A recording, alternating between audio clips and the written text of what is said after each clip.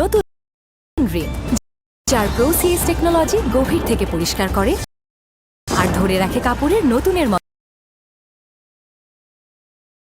উজ্জ্বলতা। নতুন Rin advanced powder, নতুনের মতো উজ্জ্বল। ফাহাদ দুবাই শিপ করছে।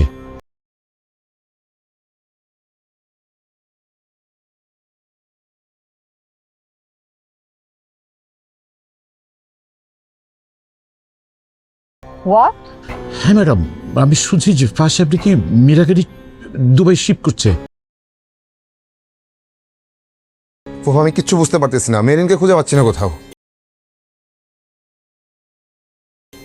খুঁজে পাচ্ছি না মানে? ফুফা আমি কি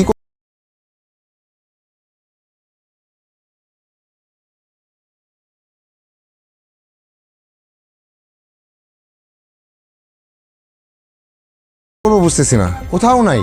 ওটা অফিসের ফান্ড ছিল, আর অফিসের ফান্ড আমি একটা বিজনেসে ইনভেস্ট করেছি। আর এটা নিয়ে যদি কোনো জব দিয়ে করতে হয় সেটা আমি অফিসে গিয়ে আমার বসকে বলবো। You are not my reporting boss. জন্মের পর থেকে আমি তোমার কথা অমান্য করি না, তুমি যা বলছো আমি শুনছি। Right right? Very right. আমি এখান থেকে যেই ডিসিশন নিব সেটাই ফাইনাল, এন্ড তুমি এটা রেসপেক্ট করবা প্লিজ। হ্যালো প্রিয় দর্শক বন্ধুরা, আশা করছি সবাই ভালো আছেন।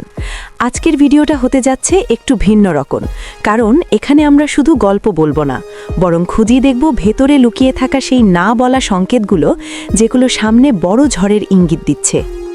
এই ভিডিওতে জানাবো নতুন পর্ব কবে আসতে পারে, ৩৬ নম্বর পর্বের সম্ভাব্য রিলিজ সময়, কোন চ্যানেলে এবং কখন নাটকটি আপলোড হয়।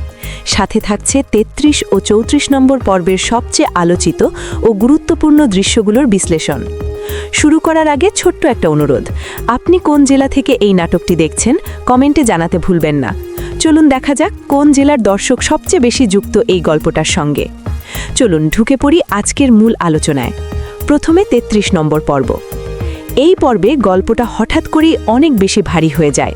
ফাহাদের বাবা মা যখন সায়রাদের বাসায় যান, তখন পরিস্থিতি স্বাভাবিক থাকার বদলে ধীরে ধীরে অস্বস্তিকর হয়ে ওঠে। সায়রার আচরণে এমন একটা ঠান্ডা ভাব দেখা যায়, যেটা স্পষ্টভাবে অপমানের অনুভূতি তৈরি করে। তার ব্যবহার আর কথার ভঙ্গি দেখে অনেক দর্শকেরই মনে হয়েছে এই পরিস্থিতি মোটেও কাকতালীয় নয়। এই পর্বে বড় কোনো বিস্ফোরক ঘটনা না থাকলেও ওই ছোট ছোট আচরণ আর কথাগুলোই ছিল পুরো পর্বের সবচেয়ে তীক্ষ্ণ অংশ। এবার আসি ৩৪ নম্বর পর্বে।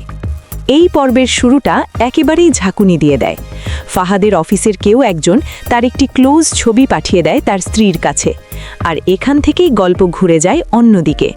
ভুল বোঝাবুঝি, সন্দেহ আর জমে থাকা ক্ষোভ একসাথে বেরিয়ে আসে। ফাহাদ বোঝাতে চাইলেও সায়রা তাকে কথা বলার সুযোগ দেয় না।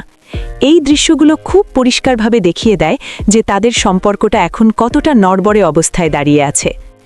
এরপর আসে আরও একটি কষ্টের মুহূর্ত। ফাহাদের ফুপু ও ফুপাতো বোন যখন সামিরের বাসায় যান, তখন যেভাবে তাদের অপমানের মুখে পড়তে হয় সেটি দর্শকদের জন্য ছিল ভীষণ কষ্টকর একটি দৃশ্য। কিন্তু আসল ধাক্কাটা আসে পর্বের একেবারে শেষ দিকে।